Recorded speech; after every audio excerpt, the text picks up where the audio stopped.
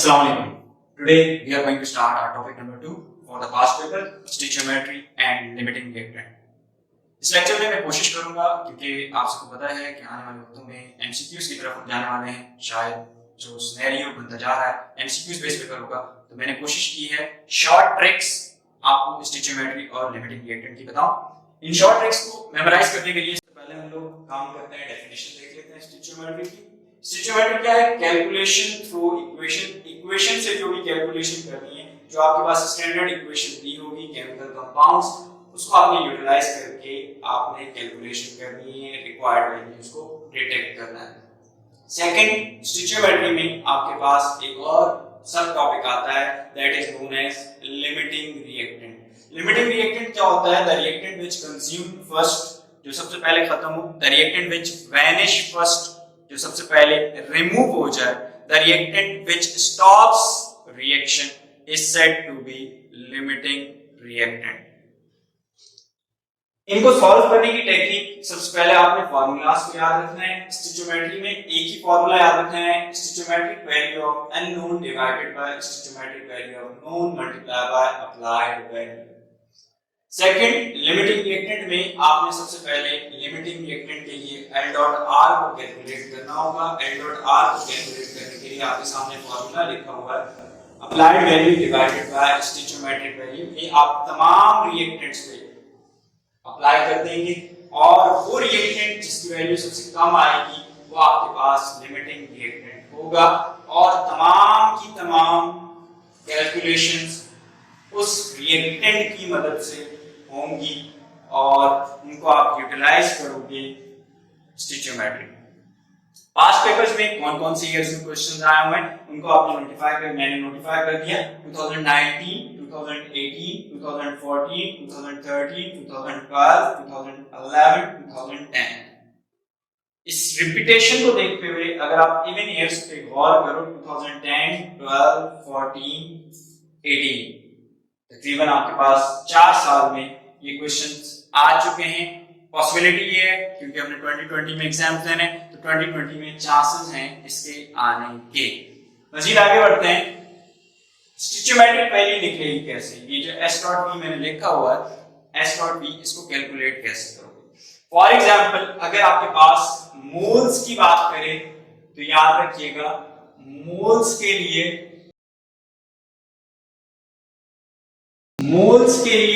आपने सिर्फ और सिर्फ कोफिशिएंट का यूज करना है। कोफिशिएंट इनटू मोलर मास ये किस टाइम यूज करना है? जब आपने मास कैलकुलेट करना हो। कोफिशिएंट इनटू 22.41 या 24 dm³ ये किस टाइम यूज करना है? जब वॉल्यूम की बात हो। 22.41 किस टाइम यूज करोगे? जब STP की बात होगी, स्टैंडर्ड टेम्परेचर प्रेशर की बात होगी, temperature 0 degree centigrade, pressure 1 atm। और जब NTP की बात होगी, नॉर्मल टेम्परेचर प्रेशर, जिसमें temperature 25 degree centigrade, pressure 1 atm, उस टाइम वॉल्यूम यूज होगा 24 dm³। Last, coefficient into Avogadro number, ये आपके पास पार्टिकल्स को डिटेक्ट करने के लिए, पार्टिकल्स को निकालने के लिए यूज होगा। 2019 के क्वेश्चन पे आते हैं। 2019 के क्वेश्चन में वो बोलता है, when zinc react with sulfuric acid it gives ZnSO4 and H2. When 163.5 gram zinc is reacted with your H2SO4, calculate mass of ZnSO4, मास निकालना है जिंक सल्फेट का, और वॉल्यूम ऑफ H2 और molecules of H2। It means इस question में 3 चीजें आपने निकालनी है। सबसे पहले S डॉट V निकाल लेंगे हम। S डॉट V के लिए क्या करोगे? Language gram, then your stoichiometric value can be coefficient into molar mass. Zinc का एटॉमिक मास आपके पास क्या होता है? 65.3 ग्राम, क्योंकि ग्राम यूनिट यूज होता है ग्राम। मास निकालना है किसका? ZnSO4 का। ZnSO4 के लिए आप क्या करेंगे? कोफिशिएंट मल्टीप्लाई बाय जिंक का atomic mass 65.3 sulphur 32, oxygen 16 for the 64। तो आपके पास आंसर आ जाएगा 4 + 2 6, 6 + 5 11, 6 6 12, 12 and 3 15, 15 और 1 16, 161.3।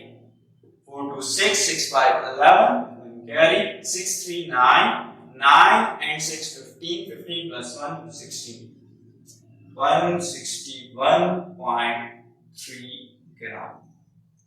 वॉल्यूम फाइंड करना है। वॉल्यूम के लिए कोफिशिएंट मल्टीप्लाई बाय एसटीपी की क्वेश्चन में बात की थी 22.428, और मॉलिक्यूल्स के लिए आप क्या करेंगे, coefficient multiply by Avogadro.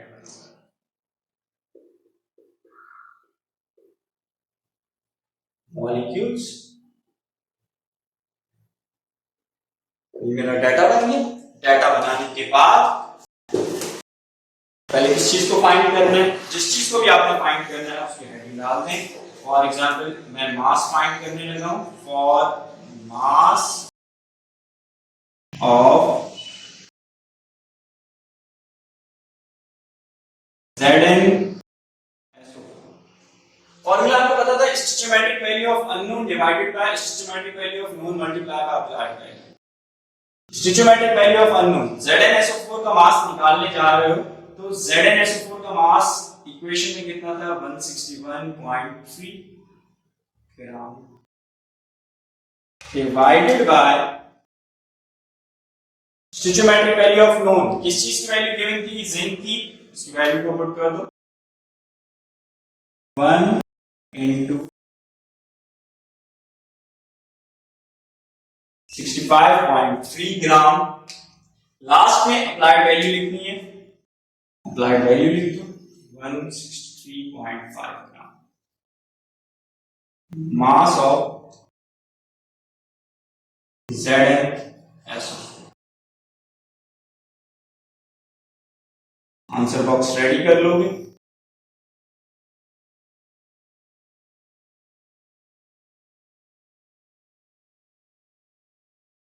Ready करने के बाद कैलकुलेटर 1 into 161.3 सेम वैल्यू आ जाएगी into 163.5 डिवाइडेड बाय 5.3, आंसर आ जाएगा 403.86 ग्राम। मास आ गया। नेक्स्ट में क्या फाइंड करना है, volume, for volume of H2।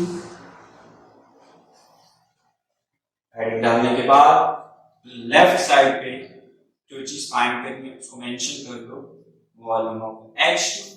Values reduce करो, निकालो वैल्यूज। क्या है H2 का volume, stoichiometric value 1 into 22.41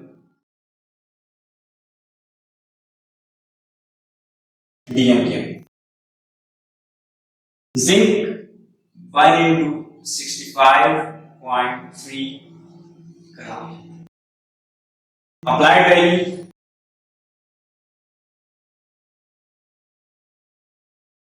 163.5 gram. Right, values put करने के बाद आंसर बॉक्स को रेडी करो। Volume of H2 would equals to box, then calculator 22.41 into 163.5 divided by 65.3, answer आ गया 6.11 dmQ। वॉल्यूम भी आ गया। Last for molecules of H, जो चीज फाइंड करने जा रहे हो उसको मेंशन करो लेफ्ट साइड पे, molecules of H2। Without time wasting values put करेंगे 1 into 6.02 exponent 23 over stoichiometric value of zinc कितनी है 65.3 means that your molecule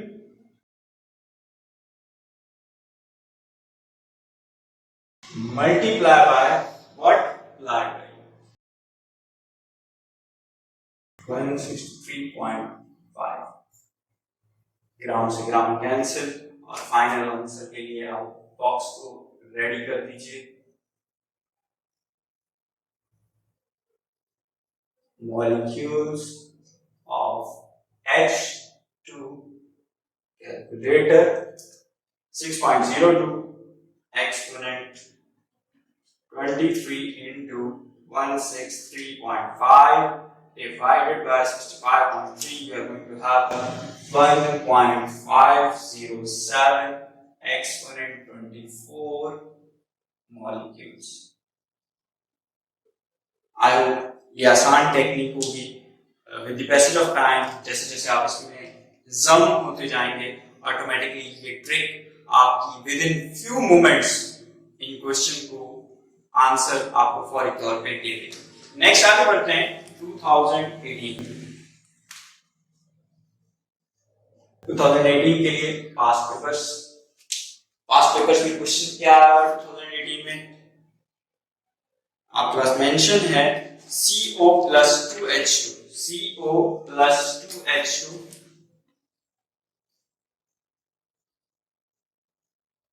gives CH3OH right.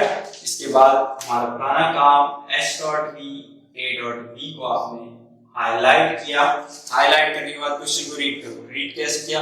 Find the mass of CH3OH।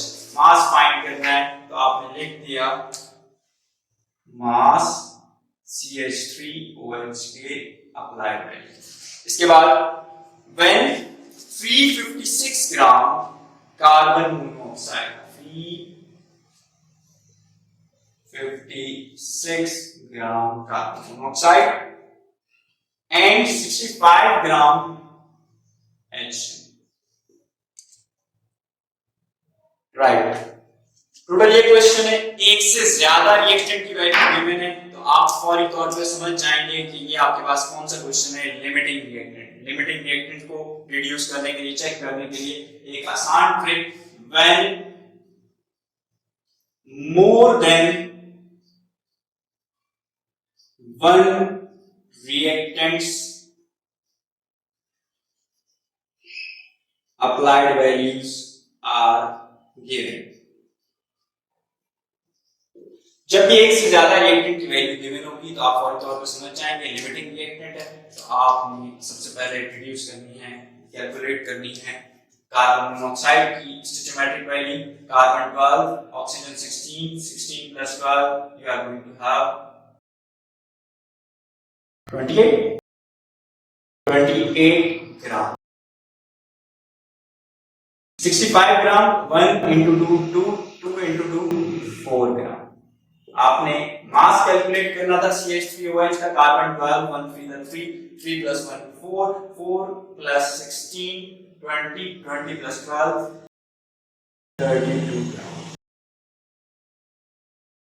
Okay, पहले निकाल लेंगे limiting reactant for and dot are. Highlight करो जितने भी reactant given है, जिनकी वैल्यूज गिवन है CO and H2। L dot are का फॉर्मूला मेंशन करो, A dot B over S dot B, right. A dot B CO के लिए कितना है 356,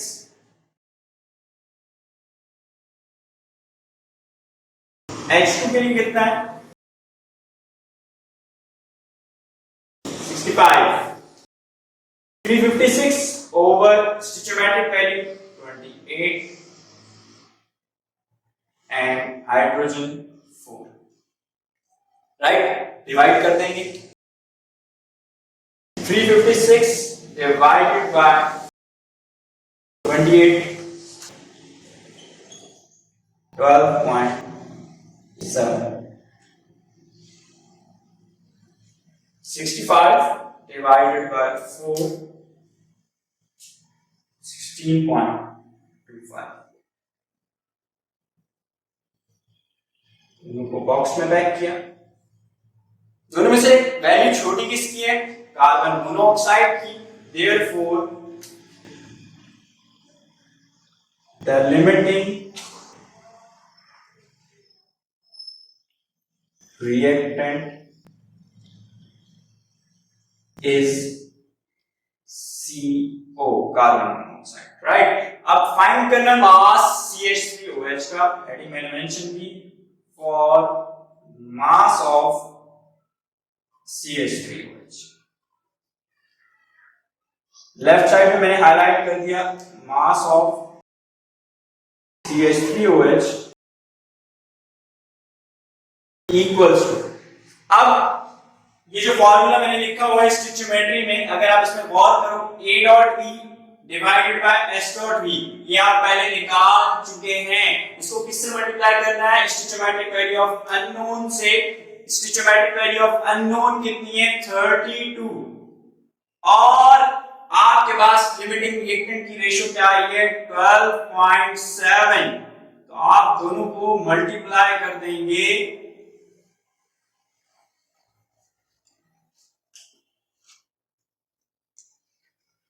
12.7 into 32. You are going to have 406.4 ग्राम।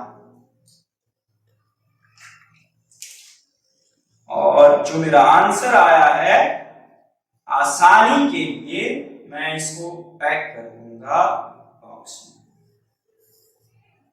ये टेक्निक नहायत आसान है। आपके पास स्टोइचियोमेट्री में आपने याद रखना है, स्टोइचियोमेट्री का फॉर्मूला क्या होता है? Stoichiometric value of unknown divided by stoichiometric value of known multiply by applied value. इस फॉर्मूले को किसी भी रिएक्टेंट पे, किसी भी प्रोडक्ट पे आप अप्लाई करोगे तो आपके पास आपका रिक्वायर्ड आंसर आ जाएगा। इसके बाद लिमिटिंग रिएक्टेंट के लिए मैंने आपको सिंपल टेक्निक बताई कि A dot V divided by S dot V सबसे पहले अप्लाई करके लिमिटिंग रिएक्टेंट निकाल लोगे। लिमिटिंग रिएक्टेंट निकालने के बाद जितनी भी कैलकुलेशन होनी है वो उस लिमिटिंग रिएक्टेंट की मदद से होनी है। तो आपने जो भी चीज फाइंड करनी है उसकी स्टोइचियोमेट्रिक वैल्यू को उसकी रेशियो से मल्टीप्लाई कर देना है, तो आपका रिक्वायर्ड आंसर आ जाएगा। ना ज्यादा कैलकुलेटर यूज करने की जरूरत और ना ये टेंशन कि आपका आंसर गलत हो, क्योंकि जितना ज्यादा कैलकुलेटर यूज करोगे उतने चांसेस होंगे कि आपका आंसर गलत हो। इसको कॉपी कीजिए।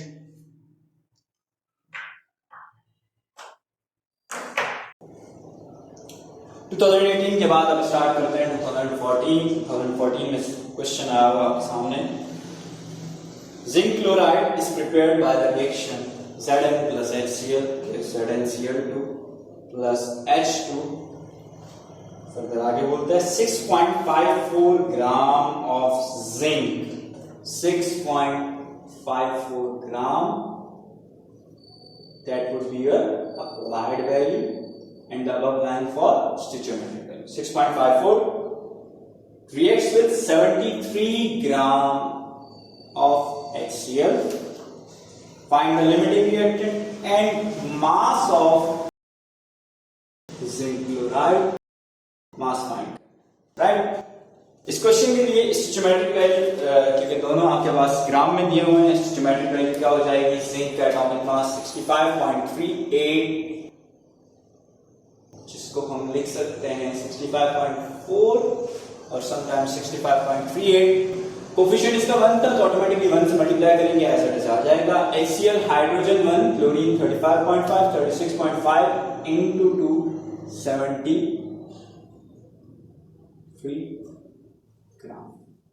जिंक क्लोराइड के मास के लिए 35.5 multiply by 2 71 plus 65.4 71 plus 65.4 136.4 gram zinc chloride. क्योंकि इस क्वेश्चन में एक से ज्यादा रिएक्टेंट दिए हुए हैं तो ऑब्वियसली लिमिटिंग रिएक्टेंट फाइंड करोगे। लिमिटिंग रिएक्टेंट के लिए क्या करोगे? हेडिंग डाल दोगे फॉर लिमिटिंग रिएक्टेंट।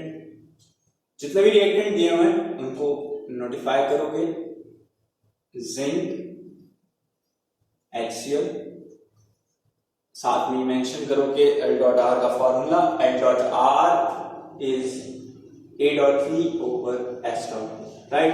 जिंक की स्टिचोमेट्रिक वैल्यू से पहले अप्लाइड वैल्यू पुट करनी है।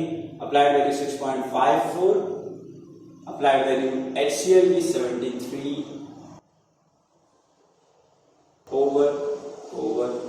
over stoichiometric value 65.4 and that would be 73. 0.1. Therefore the limiting reactant is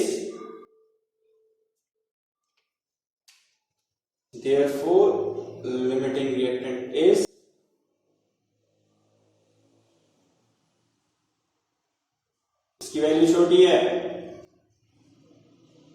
zinc, तो जिंक आपका लिमिटिंग रिएक्टेंट। मास फाइंड करना है, हेडिंग डाल दोगे for mass of zinc chloride, left side पे मेंशन कर दो mass of zinc chloride, values put कर दो 136.4, this was your stoichiometric value, multiply किससे कर दोगे, रेशो से, छोटी वाली 0.1, तो आंसर आ जाएगा 13.64 ग्राम। मेंशन कर दोगे मास ऑफ जिंक क्लोराइड।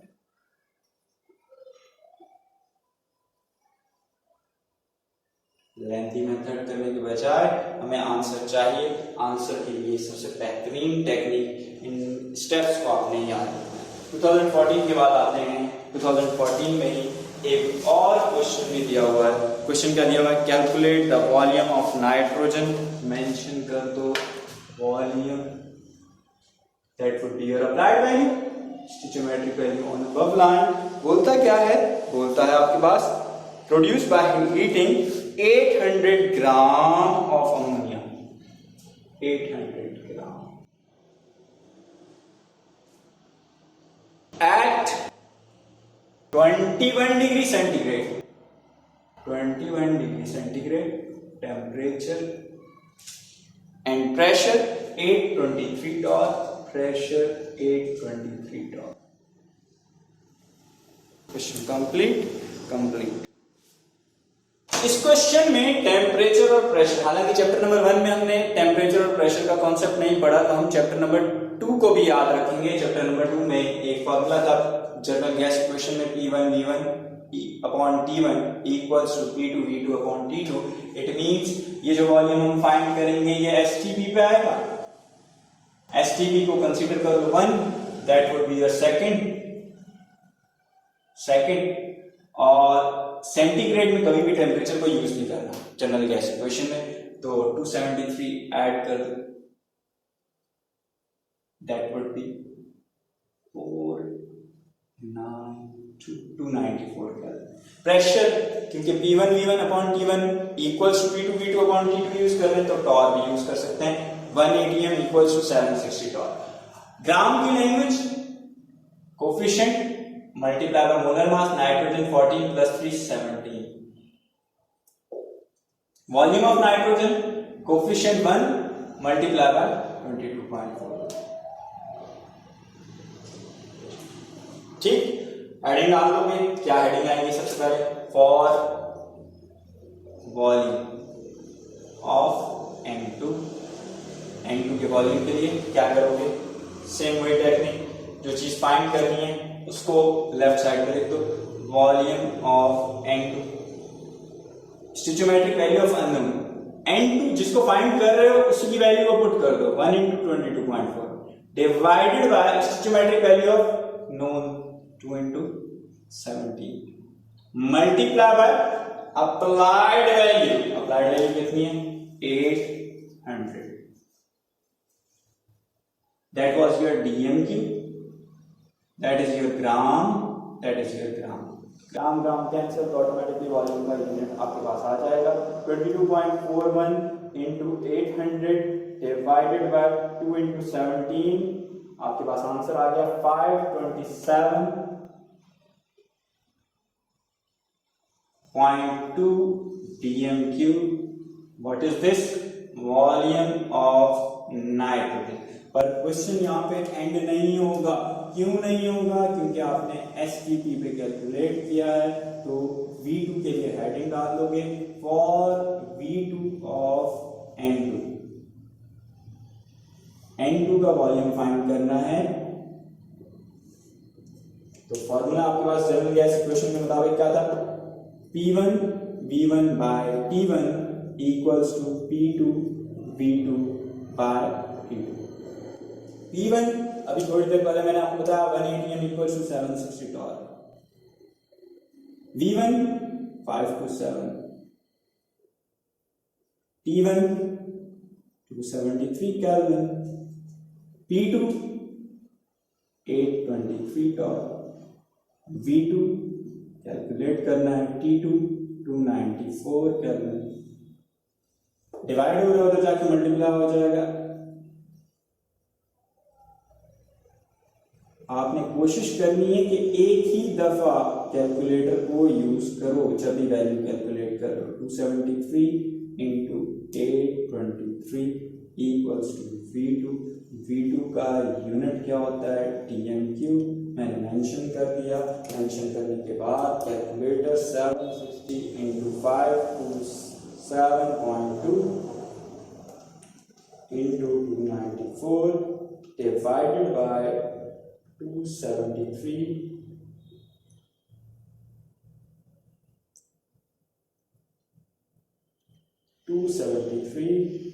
इंटू 823 और आंसर आ जाएगा 524.29